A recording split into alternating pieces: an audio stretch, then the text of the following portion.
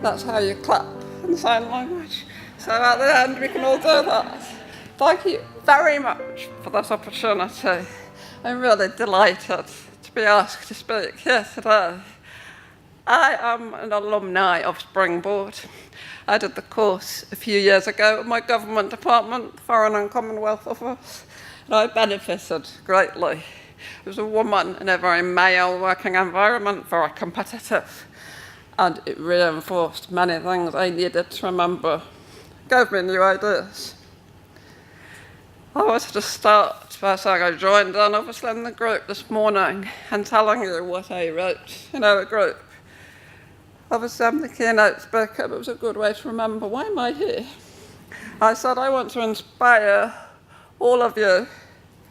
I want to give you ideas you can actually take away and use. I want you to use those ideas, to be able to use them, to develop yourself, but I want you to use them to develop others. And I absolutely love the idea of you doing that. It's a particularly interesting time standing here. The middle of 2012, everything's in a state of flux, isn't it? You've already discussed the recession. We've got cuts, job losses, uncertainties abound. The Foresight Society, a UK charity devoted to supporting women, is showing at the moment, actually also through a court case, how women in the UK are being disproportionately affected by the current recession. Why? Because more women work in the public sector. The cuts in the public sector are greater, deeper. So the job you do now is actually even more important, especially if you think about the fact that resources are being squeezed. And it could mean fewer women are in jobs so they get access to courses like yours, or fewer employers are organising those courses. Your courses, the work you do, doesn't only help individuals learn about themselves, but it also encourages women to share with each other, to create networks. You know very well that 1 + 1 doesn't equal 2. Every time you're empowering one woman, she could be empowering 16 more. What a fantastic thought. And you are promoting their greater emotional intelligence and awareness also in the organisations they work in. So you're really multiplying the impact in your input. On the international scene, this must be one of the most significant years and centuries. The political upheavals and movements have huge significance, particularly for women and for the roles they can play and they will play in the future. And I know from very brief conversations so far that some of you have already been tackling this work and actually leading some of this work. Incredibly exciting. I feel privileged, therefore, to stand before you today and talk. I will try to inspire. The title of the conference, Seizing the Present, it captures an important point about being in this time of change. We, as individuals, can make our choices. We choose the responses to every single event.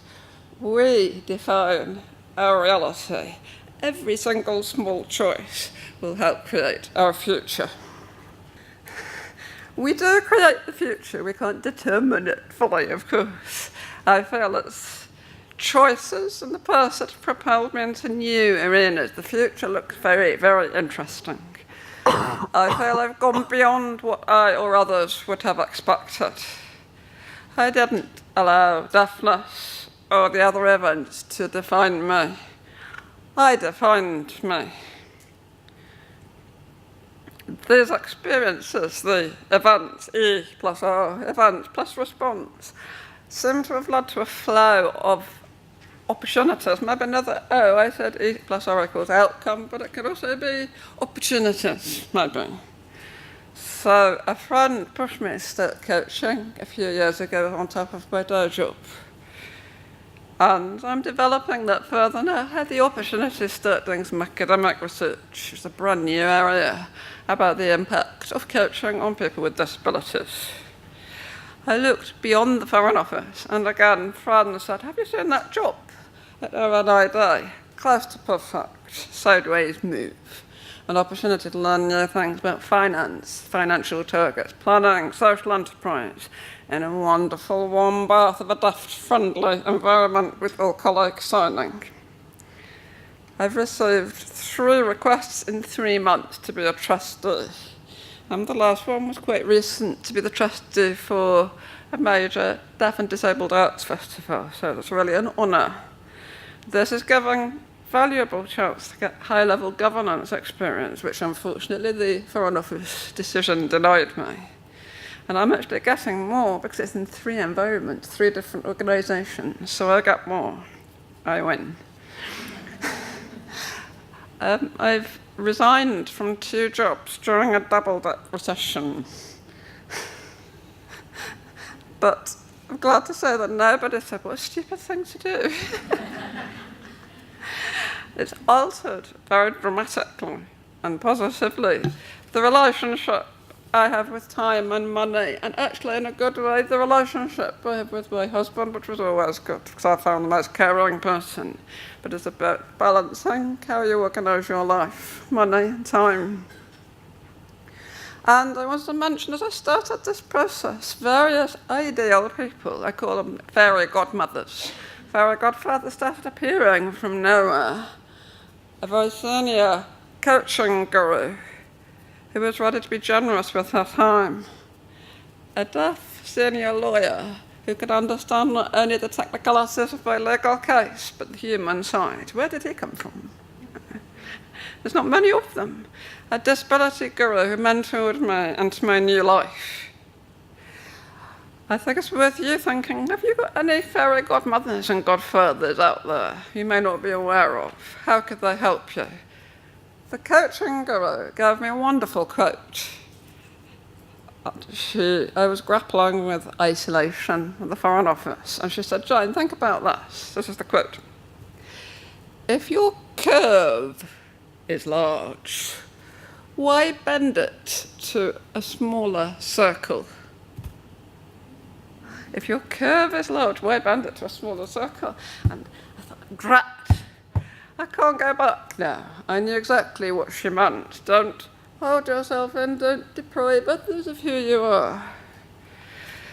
These opportunities intrigued me. Were they there already and I was ignoring them? I'd been close to them. Or did I help create them? What do you do? Are the opportunities there and you don't see them?